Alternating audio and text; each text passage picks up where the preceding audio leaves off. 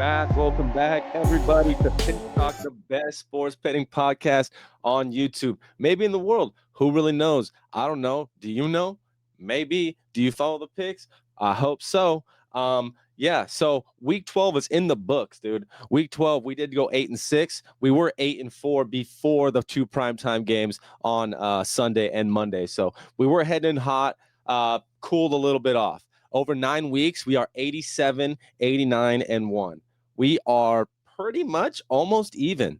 Last week, both of our dog of the week and our pick of the week hit. If you guys followed and listened along, hopefully you guys made some money. So this week, we got 3 Thursday night games. Happy Thanksgiving, everybody. Happy Thanksgiving week. Very thankful for you guys watching. Also be very thankful for you guys to like and subscribe to the video. So, yeah, going to Thanksgiving, man, we got 3 really big games here. I want to kick it off with, let's go with the first one here. Why not? Let's bring up Packers at Detroit. The Packers are coming in here at 7-3 and Detroit 7-4, both in the NFC North here. Pretty crazy game here, but nothing out of normal, saying it's an annual Thanksgiving classic, dude. Packers at the lines, dude. We got Packers 2.5-point underdogs over under 48.5. Packers are coming off the big win last week against the Vikings, 23-6. And Detroit is coming off their win last week versus the Giants, 34-27. Kind of high scoring game there. Last time these two teams did play, well, earlier this year, actually, Packers did take the first matchup between the two at 27-13. Green Bay was also picked by 1.5 points in that game. Over the past 10, Lions went 6-4. Same thing, 6-4 against the spread. These games kind of go pretty much even as far as the over-unders go. Huge rivalry, huge NFC North matchup, huge for playoff implications. I don't know. I think Jordan Love's going to play. He's dealing with that shoulder injury a little bit, but it's in his non-throwing arm. Probably expected to play. On the other side of the ball, you do have Kirby Joseph out with the safety for the Lions, dealing with a knee injury. It's tough to beat the same team 2 times in the same year. Like I said, Lions lost week 1. So this does feel like a revenge spot to me. I could also see this game going over. We're going to keep it simple here. Give me the Lions money line, dude. I think it's at -148, somewhere around that on some books. If it does go over 200 before tomorrow, probably give you guys another pick. Check the comments if you're interested. I want to go ahead and move on this next game here on Thanksgiving. Chiefs -3.5 at the Cowboys, over under 52. Chiefs coming in here at 6-5 in the AFC West, and Dallas coming here at 5-5 in the NFC East. Yeah, man, the Chiefs last week, they pulled off that impressive comeback versus the Colts, 23-20, to win by a field goal. They did not cover. They were on 4.5-point favorites. And same thing with Dallas. They did come back. They were down, 21-0, I believe, in that game. Came back, won 24-21. Head-to-head, last time these two teams played was 2021. It's been a minute, but the Chiefs did take that victory there. Looks like by 10 points, fair by 2.5. This game has major playoff implications, dude. It's probably one of the bigger games of this Thanksgiving slate, probably the biggest game on the Thanksgiving slate. The Chiefs need a win. The Cowboys need a win. I mean, I don't know how other way to put it. Pacheco is coming back, I believe. I think he's cleared after that knee injury he had. He's kept him out a couple weeks. On their offensive line, though, I don't know if Trey Smith, I believe the offensive lineman's not going to play. So the Chiefs could be in a little bit of trouble right there. The Chiefs need to win here to keep that little playoff thing going, little appearance. And the Cowboys, same thing with them, kind of, man. 5-5 is not too good. I don't really know, man. If I'm not fond of taking teams off bigger wins, like comeback wins, and both these teams had comeback wins last week. But the Cowboys, they do play good at home. I feel like the public's going to be all over the Chiefs in this game. The public's been all over the Chiefs the past 2 games when they were supposed to win against Denver, and then they did win against the Colts, but they did not cover. So I think we're going to be giving here on Pick Talk. We're going to give the pick of the week out on Thanksgiving, baby. The pick of the week is going to be Cowboys +3.5. If you want to go ahead and lock that in now before that changes, I think it's going to go down to 3 in some places. You can even sprinkle the money line if you want. Dallas at home, they're great. Give me Cowboys plus 3.5 for the pick of the week for Pick Talk here. No other way to take it. Let's move on to this last game of Thanksgiving here. We got the Cincinnati Bengals versus the Baltimore Ravens. You got the Ravens 7-point. Oh, it's down to 7 now. It was at 7.5 last night. 7-point favorites, over under 52.5. So people are betting the Bengals, man. I mean, why else wouldn't you? Big Joe Burrow's coming back this week. Bengals off a 4-game losing streak, losing to the Patriots last week, 26-20. They almost beat probably the best team in the AFC besides the Donkeys. Baltimore, on the other hand, they handled the Jets 23-10. They are coming off a 5-game winning streak. Has to stop sometime, right? Why not primetime fucking football, dude?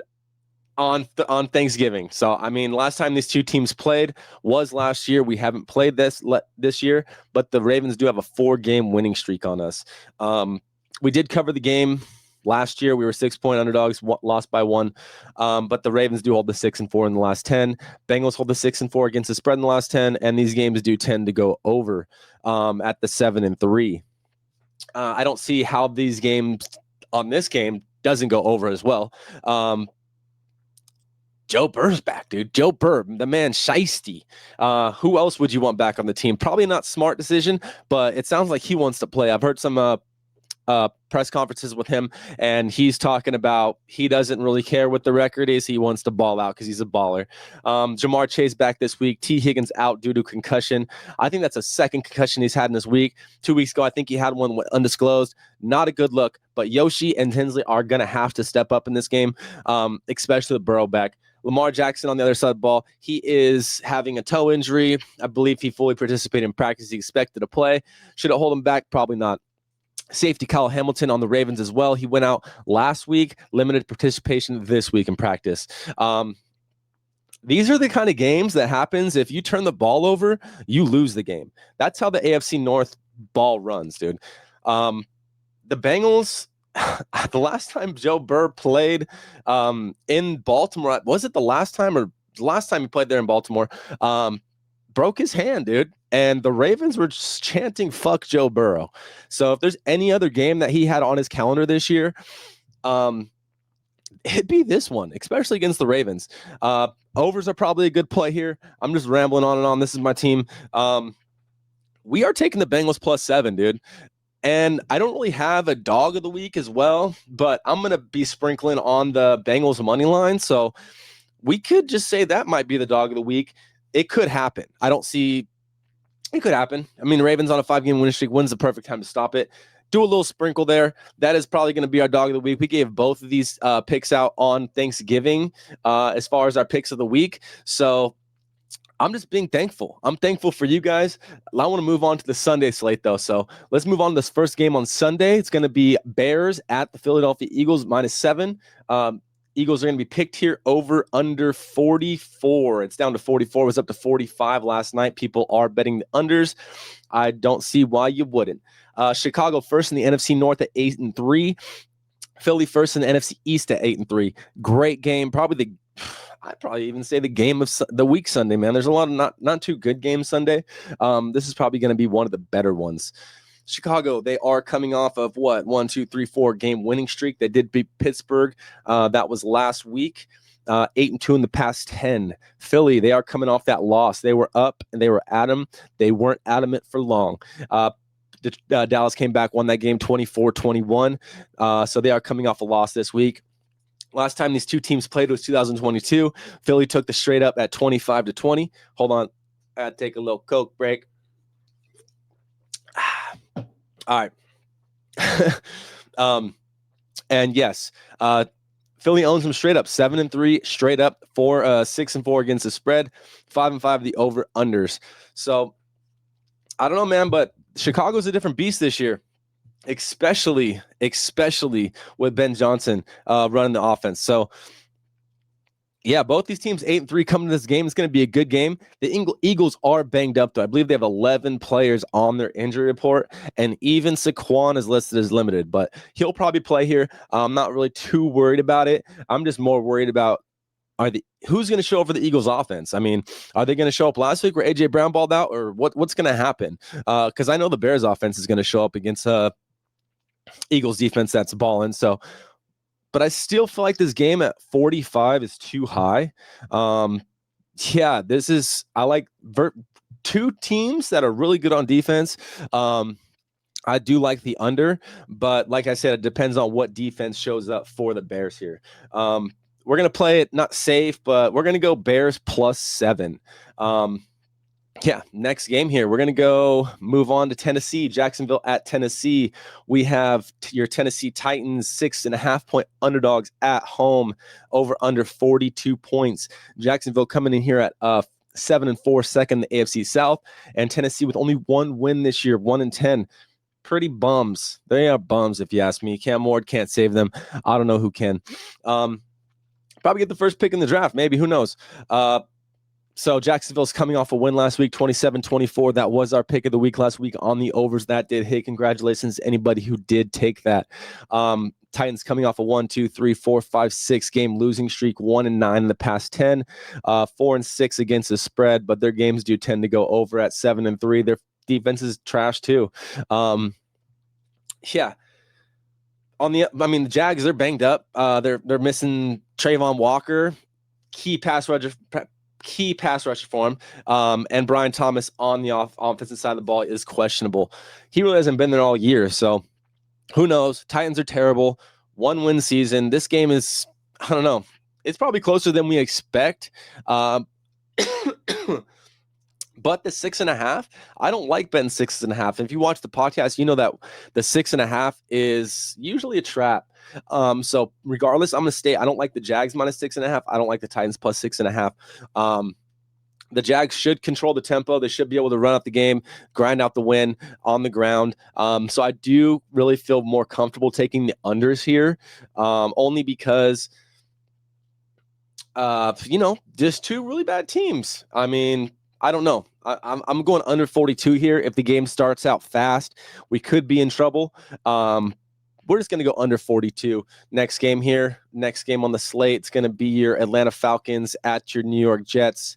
Falcons 2.5-point favorites, over under 39.5. Falcons coming off that win 24-10 last week versus the Saints.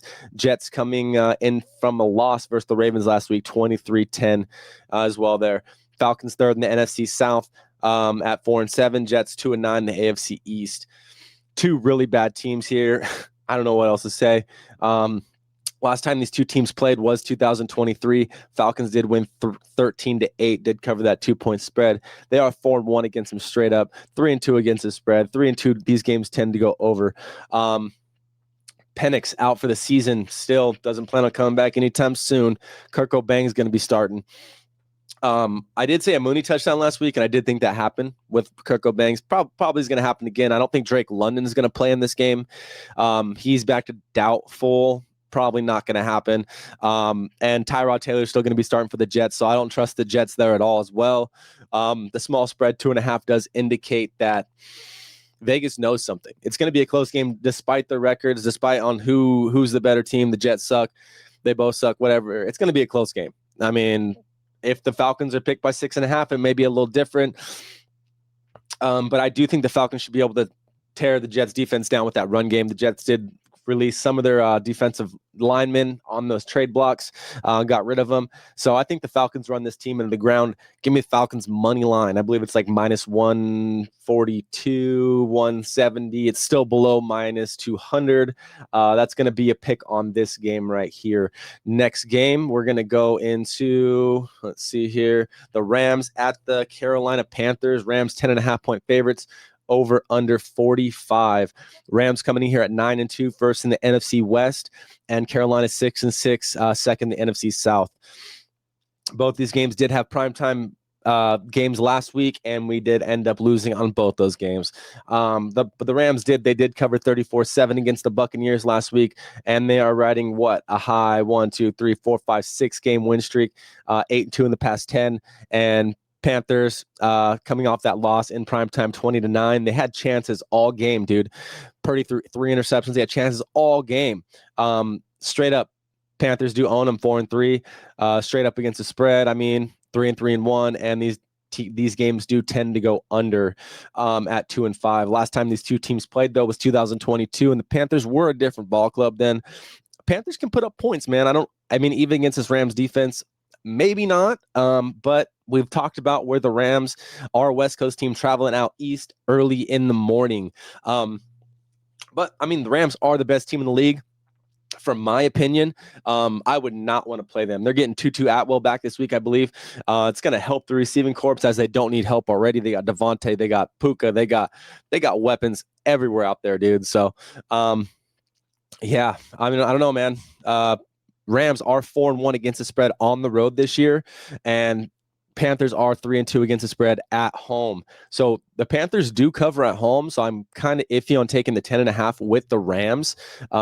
Double digits, morning game, West Coast flying up east. Short week. Rams just played, what was that, Monday night versus the Bucs. Just not really a fan of it. If anything, I think I'm going to go over here, man. I think Panthers will probably come back out a little bit revenge spot. Not revenge spot, but just coming off that bad performance last week. Give me the over 45 in this game. I think that's the only way to play it. Next game here, Saints at the Dolphins. Dolphins 6-point favorites, over under 42. New Orleans, 4th in the NFC South, 2-9. Miami, 3rd in the AFC East, 4-7. New Orleans coming off that loss, 24-10. Division rivalry, the Falcons. Miami coming off the win, 16-13 against Washington. I believe that was overseas. So they are coming back from overseas, but that was, 10, 11 days ago. So they have some time to recuperate. Last time these two teams did play was 2021. Dolphins won 20-3, but the Saints do own them straight up 3-1, straight up and against the spread. These games are even at 2-2 to the over under. Miami's won three of the last 4 games.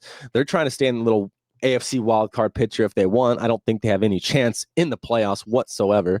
And the Saints are 2-9, man. So they're in tank mode. I don't understand why they would even want to play for anything. Kamara, I believe he's out. He left the game last week versus the Falcons. I think the Saints have nothing to play for besides a top 5 draft pick, maybe top 3. And on the other side of the ball, Waller's out for the Dolphins, and the Dolphins are hurt in their secondary, though. They have 6 cornerbacks on the IR, which is pretty insane. Under is 7-3-1 in the past 10 Saints games, and 7 straight unders for the Saints as well. So if you ask me, the under does seem plausible here because the Dolphins have 4 of the last 5 games going under as well. I don't see Miami scoring more than 3 touchdowns. I don't see Saints scoring more than 2. Under 42 sounds about right. I think the play on this one's going to be under 42. No other way to play it. Next game here, it's going to be Cardinals at Buccaneers. Buccaneers -3. Is it -3 right now? No, down to 2.5. People are taking the Cardinals. Over under 43.5. Cardinals, they are coming off a 3-game losing streak. Keeping those 3 games, they score, man. Look, they score 24, 22, 22 against pretty decent teams, but they are taking L's. Buccaneers as well, 3 straight losses. They do score. Besides last week, Baker went out hurt early. Not really going to score there, but 32, 23, 23. That's 3 games over. We talk about betting the over in the Buccaneers games. It's always a good spot as well. I'm not really sure with that being said, with Teddy Bridgewater might be in the starter here. Buccaneers 4-3 straight up, but the Cardinals do cover 5-2 against the spread over the last 7 games. Last time they did play was 2022. Buccaneers did win in overtime, 19-16, but looks like the Cardinals did cover that 7.5 point spread there. Tampa's still kind of they're right there, baby. First in the NFC South. But that division's really close. If the Panthers won that on Monday night, they would have had that first spot. They could get knocked in the wild card really easily. But we just talked about that Rams game versus the Panthers. Not sure if they're going to get a win here, but the Buccaneers need a win here. Tampa's defense at home, top 10 scoring and top 10 in pressure rate at home this year. If they control this game in the trenches, I think they have a chance to win. Only because I don't know, man. Buccaneers, dude, they're fucking hot. you get Baker healthy going to the playoffs, man. Buccaneers will win this game, and they are under the 200, minus 200, like we do talk about. Minus 164, it says right here. Buccaneers, I've seen as low as minus 155. If you look at the Buccaneers, they've actually played the tougher teams the past 3 games. They played the Rams, the Buffalo Bills, and the New England Patriots, where the Cardinals have played Jacksonville, 49ers, and Seattle. Personally, I think the Buccaneers have had a tougher little skid here. Give me Buccaneers money line on this one, minus 155. Let's go ahead and move on to this next game here. We got San Francisco 49ers, 5.5 or 5-point favorites over under 36.5. Niners coming here 8-4, third in the NFC West, probably the toughest division in football. And Cleveland, fourth in the AFC North, 3-8. That defense is nasty. Both these defenses are pretty nasty. Yeah, they're lucky their defense is good, because with Purdy throwing 3 interceptions last week, they probably shouldn't have won that game. But somehow Young decided to do the same damn thing. So yeah, Niners coming off that win versus the Panthers, 20-9, and Cleveland did get the dub against Vegas, 24-10, after coming off that 3-game losing streak. Head to head, Browns did win this game, the match last time they did play, 19-17. That was in 2023, but the Browns were 8.5-point underdogs. That's pretty damn crazy. Browns do own them 3-2 straight up. Same thing with against the spread, 3-2. But these games, they go under. 4-1. Not one of these games have went over. Last game did push at 36, though. Dylan Gabriel's cleared from concussion protocol, but I believe the Brownies are still rolling with Shadir Sanders. He might be the future, dude, if they just give him a shot and keep him out there and let him play. It seems like this offense wants to play for him, and if the offense wants to play, it's going to gear up that defense. So I'm not even going to lie, I kind of like the Browns here, especially with the West Coast team, the 49ers flying out east to Cleveland for a morning spot. We talk about this all the time. Morning games, West Coast teams flying out, don't get the cover usually, but it is the Browns. But their defense has also been pretty nasty. They've only allowed 14.1 points per game at home this year. Yeah, the Vegas knows something. The line is probably the lowest of the week, sitting at 36.5. Does indicate it's probably going to go under and be low scoring as well. Like I said, both defenses do play great. If Myles Garrett does have a field day, the Niners could be in trouble. Shadir might have something to prove in this game as well. Niners could probably lose here. I don't want to take the Browns money line. We're not taking the money line here. We are taking the +5. The pick on this game is going to be the Browns +5. I don't see anybody taking the Browns. I don't know why we're taking the Browns, but we do some crazy shit here, and why not? Give me the Browns +5. Let's go ahead and move on to this next game here. We do have the last game of the morning games on Sunday. We have your Houston Texans at your Indianapolis Colts. Colts 4.5-point favorites, over under 45. This over is going up. Everybody's betting the over. 44 last night, went up to 45 this morning. Check that out. Houston coming here at 6-5, third in the AFC South, and Indy 8-3, first in the AFC South. Divisional battle. Why are people betting the overs? I don't know why. Don't ask me. Houston coming off a win versus Buffalo last week, 23-19. That Houston defense did look nasty. They didn't need CJ Stroud at all behind running that offense to beat the Bills, which is pretty crazy. Colts are coming off that late loss, 23-20 against the Kansas City Chiefs. I thought they had the game in the bag. I believe we took the Colts and the points. That was a win for us. Head-to-head last time these two teams played was last year. They haven't played this year yet. And the Texans did take that 23-20. The last 3 the Texans did take.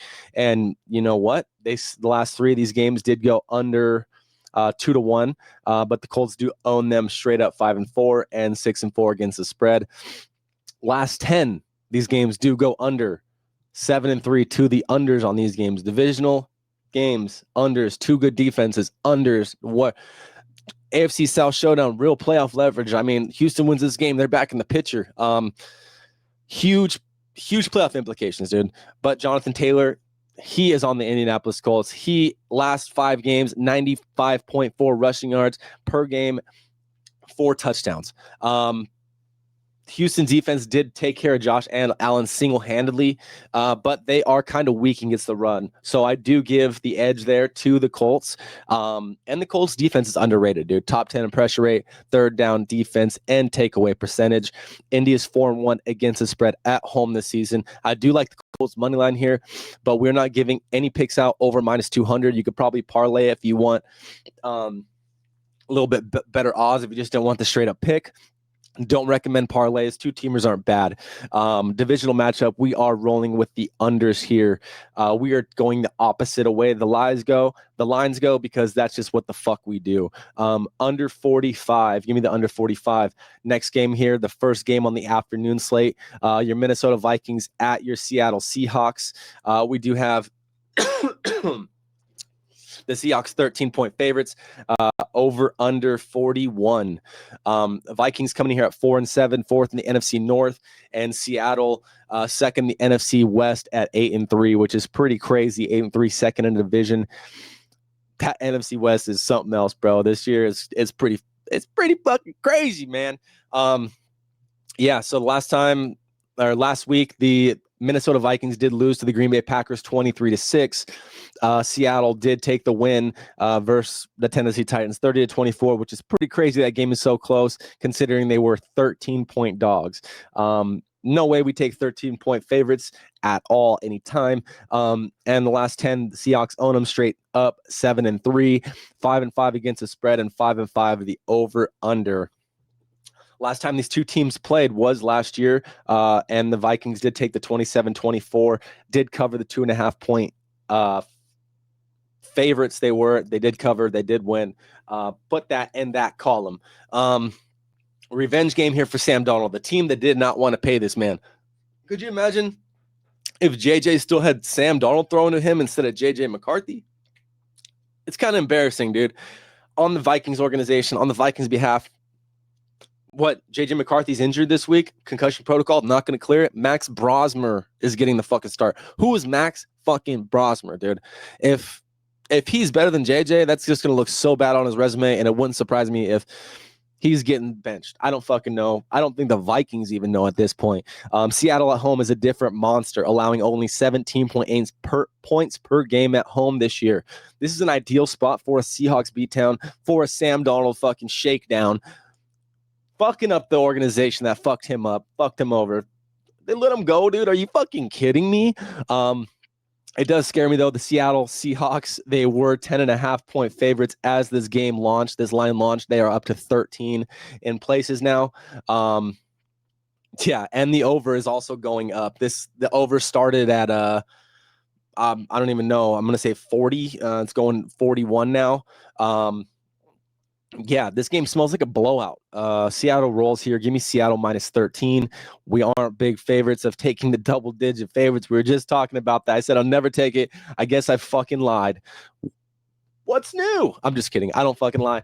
I'm giving you my fucking picks. Seahawks minus 13. Roll the next game here. Buffalo at Pittsburgh Steelers. Buffalo 3.5-point favorites over under 46.5. Was 47.5 last night. That end up did going down, so people are betting the unders. Buffalo's coming here at 7-4, second in the AFC East, and Pittsburgh is coming here at 6-5, second in the AFC North. Buffalo coming off that loss last week made Josh Allen look embarrassing, 23-19. Thanks, Josh Allen. Lost my fantasy because of you. Thanks, bro. Just want to give you a shout out, man. You're so fucking cool. Just kidding. Shout out Josh Allen. He's the man. Pittsburgh. Coming in here after a loss against the Chicago Bears, 31-28. Thought they had that game. Couldn't get in field goal range to tie to take that game to overtime. They lost 31-28, man. Pittsburgh does own them straight up, though, 5-4. Bills do cover 5-4 against the spread. These games do go under at 7-2 to the under. Last time these two teams played was last year. Bills did take the victory 31-17, and Buffalo did cover the 10-point favorites. Kincaid is still questionable. Josh Allen looks pretty vulnerable without him.